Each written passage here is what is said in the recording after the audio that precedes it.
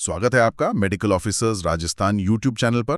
आज हम एक काफ़ी अहम और थोड़ी सी जटिल स्थिति पर बात करेंगे जो गर्भावस्था से जुड़ी है। हाइडेटिडिफॉर्म मोल। जी, इसे मोलर प्रेगनेंसी भी कहते हैं। हाँ, मोलर प्रेगनेंसी। हमारे पास जो जानकारी है वो इसके टाइप्स और उनकी क्या खासियतें हैं उस पर काफ़ी डिटेल में है।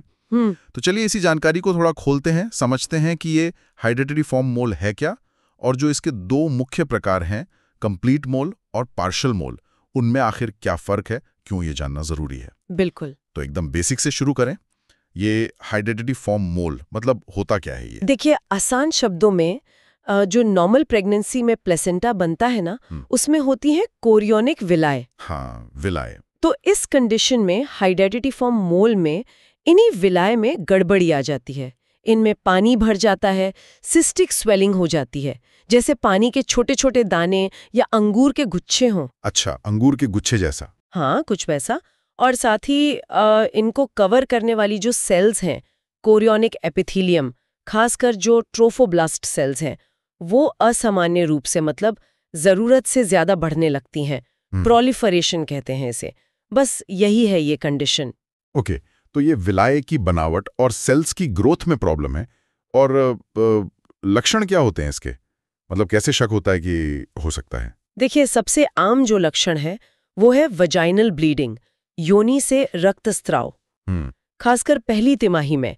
और ये ब्लीडिंग अक्सर थोड़ी ब्राउनिश सी हो सकती है, जिसे प्रून जूस डिस्चार्ज भी कहते हैं। Prune juice? हाँ। अच्छा। हाँ, इसके अलावा पेशेंट को बहुत ज्यादा मतली या उल्टी हो सकती है, एमएसएस, नॉर्मल प्रेगनेंसी से कहीं ज्यादा। और जब जांच करते हैं तो गर्भाशय का साइज, यूटेराइन एनलार्जमेंट, वो अक्सर प्रेगनेंसी के हफ्तों के हिसाब से ज्यादा बड़ा मिलता है। हालांकि ये हमेशा हो जरूरी नहीं है।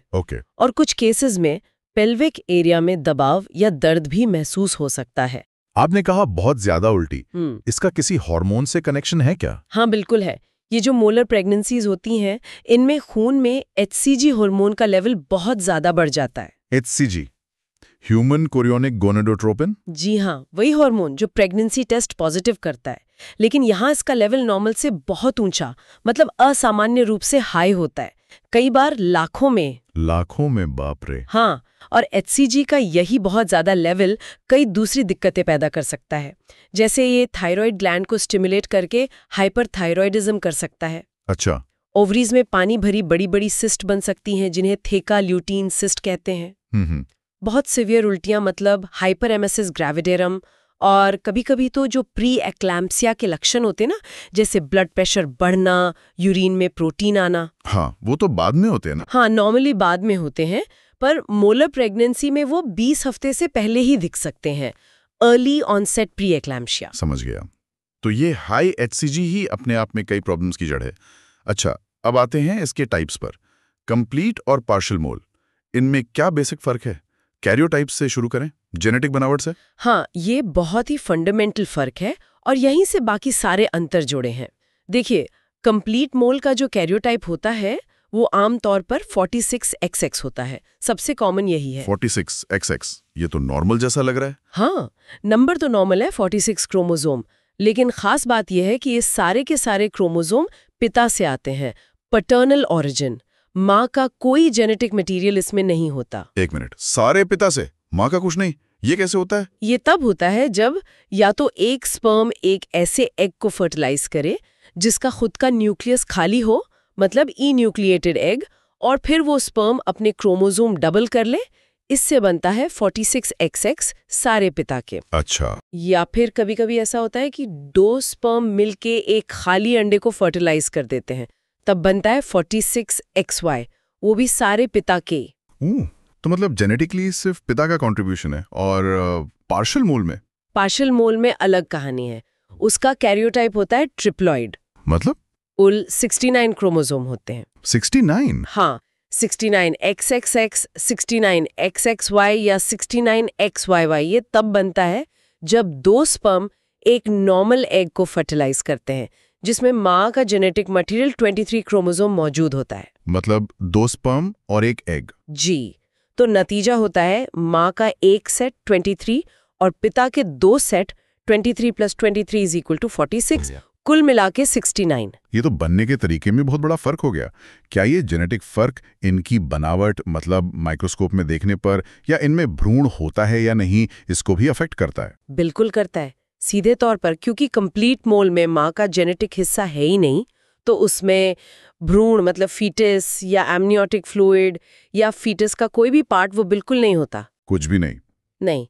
और हिस्टोलॉजी में मतलब माइक्रोस्कोप में देखें तो लगभग सारी की सारी कोरियोनिक विलाएं हाइड्रोपिक होती हैं, सूजी हुई, और उनमें ट्रोफोब्लास्ट सेल्स की ग्रोथ बहुत ज्यादा और फैली हुई होती है, डिफ्यूज। ओके। और पार्शियल मोल, उसमें तो माँ का हिस्सा है। हाँ, सही पकड़ा आपने। पार्शियल मोल में अक्सर भ्रूण या उसके कुछ टिश्यूज मिलते हैं, फीटल पार्ट्स।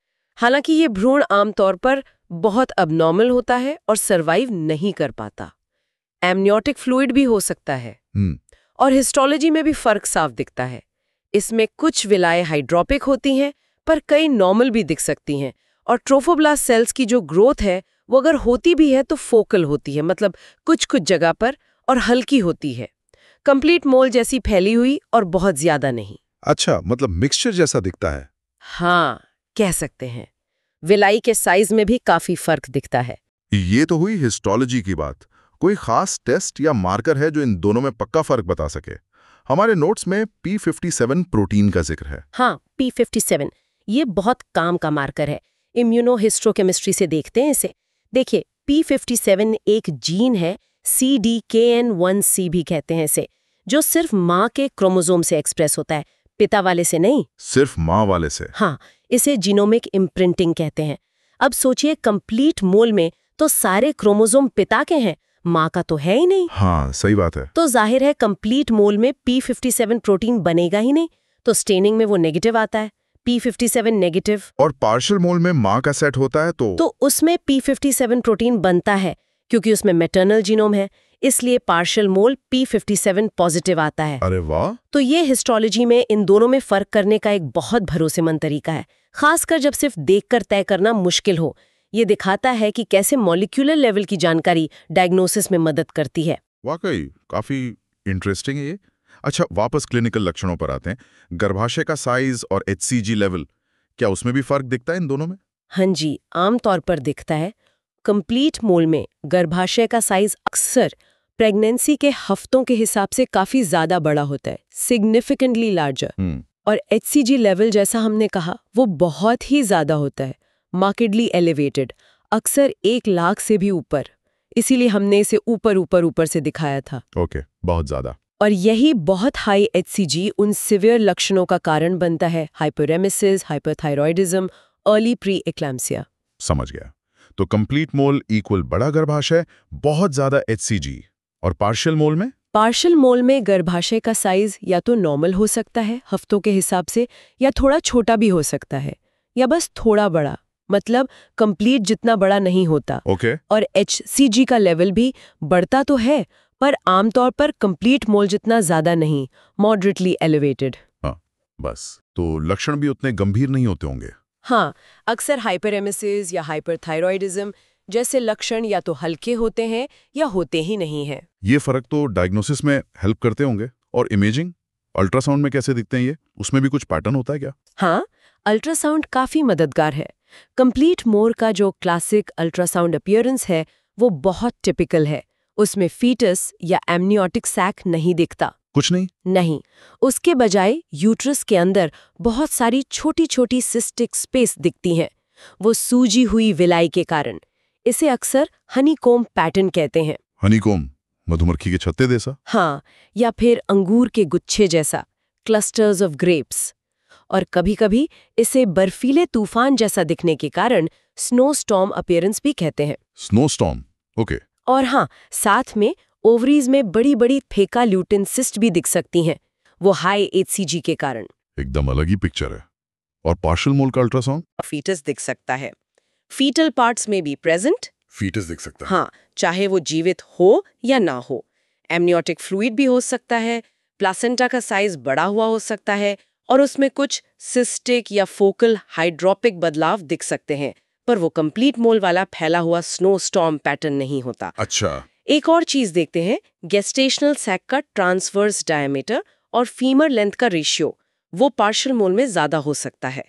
तो हाँ, अल्ट्रासाउंड फाइंडिंग्स भी फर्क करने में मदद करती हैं। ठीक है, तो हमने जेनेटिक्स, हिस्टोलॉजी, लक्षण, इमेजिंग सब में फर्क देख लिया। अब सबसे जरूरी सवाल, इनके बाद की रिस्क क्या है? क्या इनमें कैंसर बनने का खतरा होता है? ये शायद सबसे जरूरी फर्क है जिसके कारण इन दोनों को अलग पहचानना इतना क्रिटिकल है। देखिए, हाइड्रेटिडिफॉर्म मोल के बाद एक कंडीशन हो सकती है जिसे कहते हैं जेस्टेशनल ट्रोफोब्लास्टिक नियोप्लाजिया, GTN। GTN। हाँ, इसमें या तो मोलर टिश्यू रह जाता है और बढ़ता रहता है, या फिर वो कैंसर में बदल जाता है। और ये रिस्क दोनों में अलग है? हाँ, बहुत अलग है। कंप्लीट मोल के बाद GTN होने का रिस्क ज्यादा होता है। करीब 15 से 20% चांस होता है कि वो इन्वेजिव मोल बन जाए। इन्वेजिव मोल मतलब मोलर टिश्यू यूट्रस की मसल लेयर, मायोमेट्रियम में घुस जाए। ओह। और इससे भी ज्यादा सीरियस कोरियोकार्सिनोमा, जो एक तरह का कैंसर है, उसका रिस्क करीब 2% होता है और ये फैल भी सकता है, मेटास्टेसाइज कर सकता है। 15-20% और 2%, ये तो काफी सिग्निफिकेंट रिस्क है। पार्शियल मोल में? पार्शियल मोल में ये रिस्क बहुत कम है। GTN डेवलप होने का रिस्क 5% से भी कम होता है। 5% से कम? हाँ, और कोरियोकार्सिनोमा डेवलप होना तो एक्सट्रीमली रेयर माना जाता है, बहुत ही दुर्लभ। ये रिस्क का फर्क तो बहुत ही बड़ा है। इसका मतलब इनका ट्रीटमेंट और फॉलोअप भी अलग होगा? बिल्कुल। दोनों का जो पहला ट्रीटमेंट है वो तो आमतौर पे सेम है, सक्शन, डायलेशन और क्यूरेटाज, DNC, ताकि यूट्रस से मोलर टिश्यू को पूरी तरह निकाल दिया जाए। DNC। लेकिन इसके बाद का जो फॉलोअप है वो बहुत जरूरी है और कंप्लीट मोल में ज्यादा जरूरी। DNC के बाद पेशेंट के ब्लड में सीरम HCG लेवल को रेगुलरली मॉनिटर करते हैं। कब तक? आमतौर पे हर हफ्ते, जब तक वो नॉर्मल ना हो जाए। फिर उसके बाद कुछ महीनों तक हर महीने। अच्छा। ऐसा इसलिए करते हैं ताकि अगर GTN डेवलप हो रहा हो, मतलब HCG लेवल कम ना हो या फ्लैट रहे या बढ़ने लगे, तो उसका जल्दी पता चल सके। अच्छा। कंप्लीट मोल के केस में ये फॉलोअप ज्यादा लंबा और इंटेंसिव होता है, और अगर GTN डायग्नोस होता है तो फिर कीमोथेरेपी देनी पड़ती है। कीमोथेरेपी? हाँ, जैसे मिथोट्रिक्सेट या एक्टिनोमाइसिन D। पर अच्छी बात यह है कि ये आमतौर पे बहुत इफेक्टिव होती है। तो निचोड़ ये है कि हालांकि दोनों को मोलर प्रेगनेंसी कह देते हैं, कंप्लीट और पार्शियल मोल, मतलब काफी अलग चीजें हैं। एकदम सही कहा। उनकी जेनेटिक शुरुआत से लेकर उनकी बनावट, उनके लक्षण, अल्ट्रासाउंड में वो कैसे दिखते हैं, और सबसे जरूरी, उनके आगे चलकर सीरियस प्रॉब्लम बनने के चांस, सब में जमीन आसमान का फर्क है। इसीलिए सिर्फ हाइड्रेटिडिफॉर्म मोल पता होना काफी नहीं है। ये जानना कि वो कंप्लीट है या पार्शियल, ये पेशेंट के सही मैनेजमेंट, जरूरी फॉलोअप और फ्यूचर के लिए सही सलाह देने के लिए बहुत ही ज्यादा जरूरी है। तो आज हमने इस स्रोत सामग्री के आधार पर हाइड्रेटिडिफॉर्म मोल की गहराइयों में जाकर उसके दो मुख्य रूप, कंप्लीट और पार्शियल मोल के बीच के जो अहम अंतर हैं उनको समझा। देखा कि कैसे जेनेटिक्स से लेकर क्लिनिकल बिहेवियर और रिस्क तक सब कुछ अलग है। बिल्कुल। और ये हमें ये भी दिखाता है कि मेडिकल साइंस में प्रिसिजन, मतलब सटीक निदान, कितना मायने रखता है। हर छोटी डिटेल इंपॉर्टेंट है क्योंकि वो सीधे पेशेंट के मैनेजमेंट और हेल्थ आउटकम को प्रभावित करती है। P57 स्टेनिंग जैसी टेक्निक्स इसी में मदद करती हैं। छोटी सी घटना जैसे एग का खाली रह जाना या 2 स्पर्म का घुस जाना, वो प्रेगनेंसी के पूरे नतीजे को इतना बदल सकती है कि या तो फीटस बने ही ना, या एक अबनॉर्मल प्लेसेंटा और फीटस बने बजाय एक नॉर्मल प्रेगनेंसी के। ये शुरुआती सेलुलर और जेनेटिक इवेंट्स कितने पावरफुल होते हैं, इस पे और भी सोचा जा सकता है।